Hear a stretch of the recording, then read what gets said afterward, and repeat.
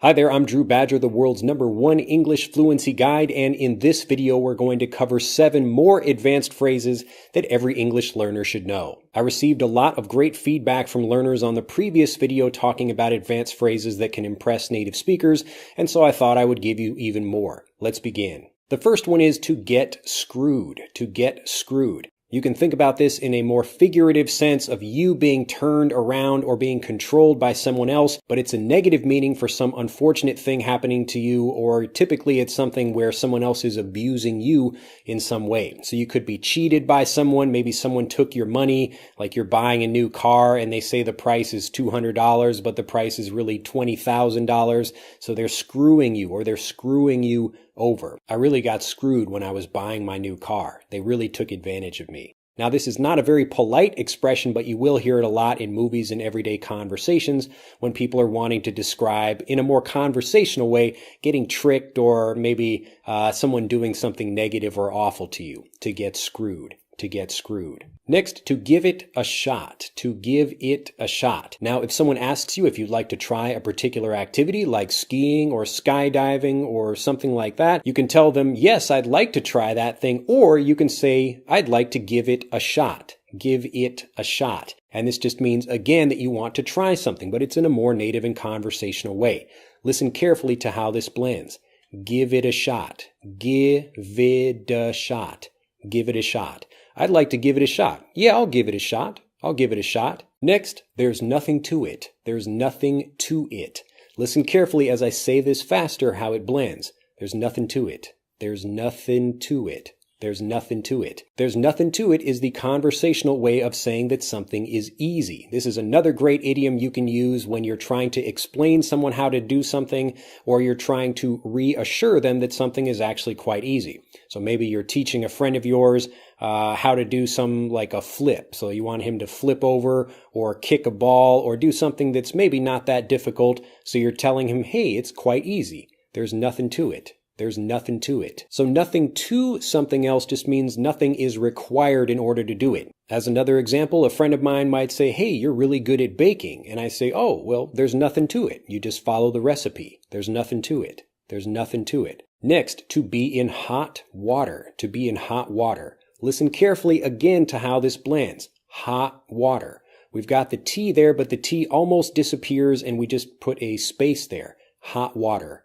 Hot water. To be in hot water means to be in trouble. If you think about yourself actually like a person sitting in a large pot of boiling water, that could be a lot of trouble. It's really hot and, it really means you're in a bad situation. But it's just a more native way of expressing this. So if you're in a situation where maybe it's not too serious, like you just lost $1 million for some company or something like that, you're in a situation where maybe it's like you got some lower grades at school, you got a C instead of a B, or something that maybe it's not too serious again, but you're a little bit worried about it. You can probably get in some kind of trouble for that. So I'm in hot water because I forgot my wife's birthday, or I'm in hot water because I got bad grades at school. Next, to read between the lines. To read between the lines. If you think about reading a book, we've got lines of text on the page, and if you're trying to get the idea of something, maybe the actual words don't say something, but if you read between the lines, it means you're trying to understand what's really being communicated, even if that's not the words being spoken. So it's kind of like an idiom, really. So if you think about the actual words, the idiom to kick the bucket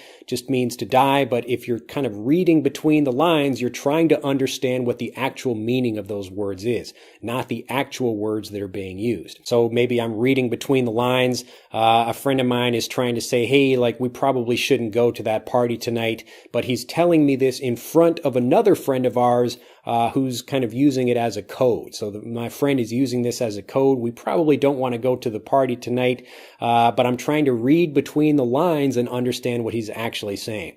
So if I read between the lines, what he's saying is, wow, he like really doesn't want to go to the party because like his ex-girlfriend will be there. But he's trying to create an excuse and he doesn't want to say that directly or in front of other people, so he wants me to read between the lines. So often the communication we get from other people, we have to listen to more than just the words being spoken. We have to also understand maybe if there's a hidden meaning as well. So whether this is an actual thing that's written down or when people are in conversations, you have to Read between the lines. Read between the lines. Next, you can say that again. When you hear someone say something and you really agree with that, you can say, yeah, that's correct, or I agree with that. But in a more conversational way, you can say that again. So if I'm outside and it's really hot, I'm sweating, I've just had some exercise and it's really hot, and a friend of mine says, wow, it's really hot out here. I could say, yeah, you're correct. Or I just sound like a more native speaker and I say, you could say that again, or you can say that again. You can say that again.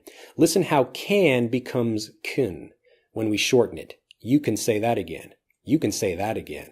And the final one, and this is even more advanced, and I'm including it because I had a great conversation recently with a Russian teacher who knows actually quite a lot of conversational English, but didn't know a couple of the things in the previous video.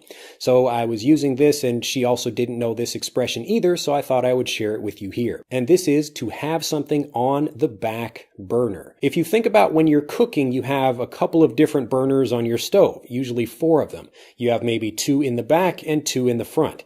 And if you're a professional chef, maybe you will have some high heat on the front burner, so you're actually cooking something, but you will leave something on the back burner just to cook and maybe to stay warm because you're going to use it later. So from that physical idea, we get the more figurative idea of keeping something, just keeping it prepared for later use. So right now, maybe I have a couple of different business ideas. I'm working on one, but I have a few ideas on the back burner. So this just means that I'll probably end up using them in the future, or maybe not, but they're just kind of prepared and ready if I decide to use them. To keep something on the back burner. To keep something on the back burner. Well, that's the end of this video. If you'd like to learn more of these great phrases, do let me know in the comments down below, or especially if there is a phrase that you have trouble understanding and it might become a part of another video. Be sure to like this video, share it with anyone else who also wants to learn more conversational language, and become a subscriber to the YouTube channel if you haven't already. And finally, if you'd like to learn how to build your vocabulary much faster, how to start learning more conversational language and speaking more like a native speaker, click on the link in this video to take our free English fluency quiz. It will tell you exactly what you need to do to improve your conversational language so you can start sounding more native. I look forward to helping you with the quiz, which you can take right now for free by clicking on the link in this video, and I'll see you in the next video. Bye-bye.